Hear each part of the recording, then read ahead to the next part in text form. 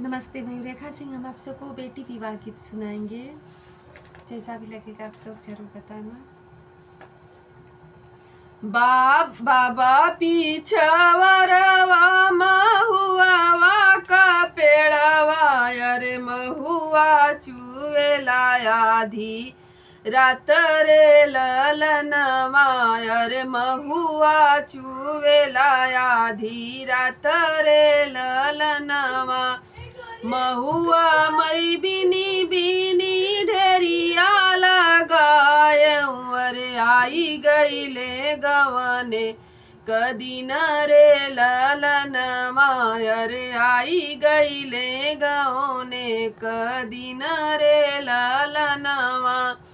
मचिया ही बैठली माया बढ़ई तायर फेर माया गौने कदीन रे ललनवा, अरे फेर माया गौने कदीन रे ललनवा। बाबा पीछ चाचा पीछवरवा महुआ कपेड़वा, अरे महुआ चुवेला भीनु सार रे ललनवा, अरे महुआ चुवेला आधी रात रे ललनवा।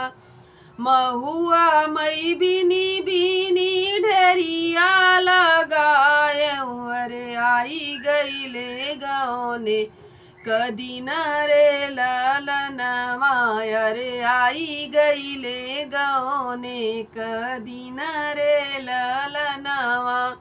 मचिया ही बैठली चाची बढ़ई तायर फेर चाची गौने कदीन रे ललनवा, अरे फेर चाची गौने कदीन रे ललनवा।